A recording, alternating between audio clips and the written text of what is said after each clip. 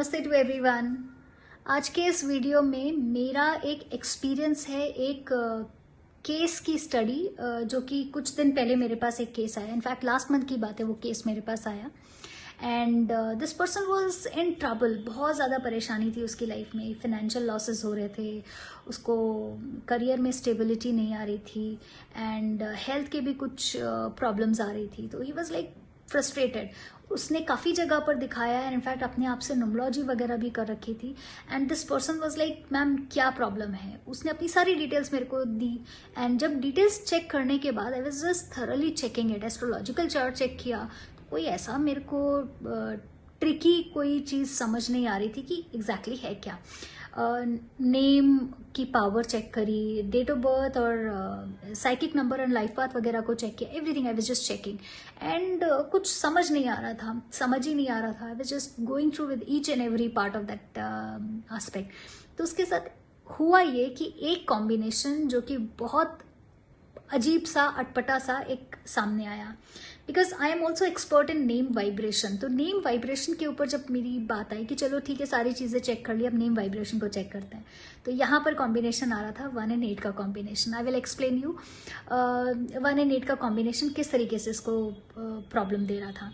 तो डेफिनेटली मेरे पहले के भी वीडियोस के अंदर आपने 1 and 8 के कॉम्बिनेशन के बारे में तो जाना ही होगा कि 1 मीन्स सन, 8 नंबर मतलब सैटर्न, और सैटर्न और सन की दुश्मनी है। माइथोलॉजिकल स्टोरीज के अंदर ये ऑलरेडी बहुत क्लियरली एक्सप्लेन किया गया है कि कितनी डेडली कॉम्बिनेशन होता है ये। इनफैक्ट 1 and 8 का कॉम्बिनेशन जहाँ पर भी आता है तो वहाँ पर हमारी फैमिली लाइफ डिस्टर्ब होती है, हमारा घर परिवार के अंदर थोड़ी सी अशांतियाँ रहती हैं, फाइनेंशियल लॉसेस होते हैं, करियर में स्टेबिलिटी नहीं आ पाती, हेल्थ के अंदर इश्यूज रहते हैं एंड इनफैक्ट बहुत सारे ऐसे चैलेंजिंग एस्पेक्ट लाइफ के अंदर आ जाते हैं, हार्डशिप बहुत ज़्यादा रहती है। तो इसी तरीके से कुछ जो प्रॉब्लम्स आ रही थी वो इस पर्सन के साथ भी आ रही थी, बिकॉज उसका जो डेट ऑफ बर्थ था, डेट जिस डेट के ऊपर वो पैदा हुए थे उसका टोटल 8 आता था। डेट मंथ ईयर का कॉम्बिनेशन वॉज फाइन, वो उसके साथ ऑलमोस्ट न्यूट्रल जा रहा था। It was 60-70% it was neutral, तो उसमें कोई ऐसा प्रॉब्लम नहीं था। लेकिन नेम के ऊपर जब आए तो नेम का एग्जैक्ट नंबर जो था दैट वॉज ओके, नेम का नंबर वॉज फाइन, लेकिन जो नेम था दैट वॉज सनी।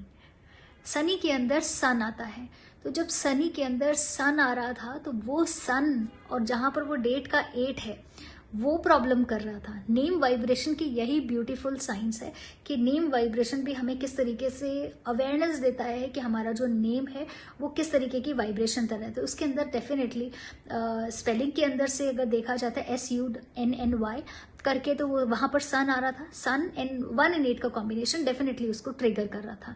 तो डेफिनेटली उसको इम्प्रूव करने के लिए सजेशंस प्रोवाइड किए एंड उसी जगह मेरा एक दूसरा केस है जहाँ पर एक पर्सन ऑलरेडी 17 को बॉर्न है एंड उसके डेट में उसके नेम में आदित्य है, ही इज आदित्य। लेकिन उसके नेम की अगर वाइब्रेशन निकालेंगे तो that vibration is not hampering that person. The reason is कि वहाँ पर आदित्य का जो इंग्लिश में अगर, क्योंकि आज के टाइम में हम लोग जितने भी नेम्स लिखते हैं वो सारे के सारे इंग्लिश में लिखते हैं, चाहे भले ही हम लोग रखें अपनी रीजनल लैंग्वेज के अंदर या रीजनल देवी देवता के ऊपर या किसी भी चीज़ के ऊपर स्पीशियस, हम सोच के रखते हैं कि हमने तो बड़ी अच्छा सा नाम रखा, भगवान के ऊपर रखा, बट इन एक्चुअल जब हम लिखते हैं तो उसका मीनिंग चेंज हो जाता है। वो मीनिंग आ जाता है हमारे इंग्लिश अल्फ़ाबेट्स के हिसाब से। तो उस इंग्लिश अल्फ़ाबेट्स के हिसाब से आने से तो वहाँ पर जो आदित्य का मीनिंग 8 के साथ आता है तो वो उतना प्रॉब्लमेटिक नहीं है। वहाँ पर प्रॉब्लम्स बहुत कम देखने को मिलेंगी, एटलीस्ट फाइनेंशियल मैटर्स में प्रॉब्लम नहीं आती हैं। हेल्थ में कभी थोड़े बहुत कंस्ट्रेंट्स आ सकते हैं, बट उसके साथ अदर एस्पेक्ट्स जुड़ जाते हैं। यहाँ पर सनी के साथ 8 का कॉम्बिनेशन अगर आएगा तो वो एक अटैक करेगा and this was my very good experience and definitely इस तरीके के एक्सपीरियंसेस उन लोगों के लिए भी काम आएंगे जो लोग न्यूमरोलॉजी पढ़ रहे हैं, जान रहे हैं, जो न्यूमरोलॉजी के क्षेत्र में आगे बढ़ना चाहते हैं। In fact people who just want to know about numerology, तो उन लोगों के लिए भी ये कॉन्सेप्ट समझने में आसान होगा कि हम खाली डेट ऑफ बर्थ और साइकिक नंबर को चेक करके, लाइफ पाथ को चेक करके, नेम के नंबर को चेक करके ही हम आइडेंटिफाई नहीं कर सकते।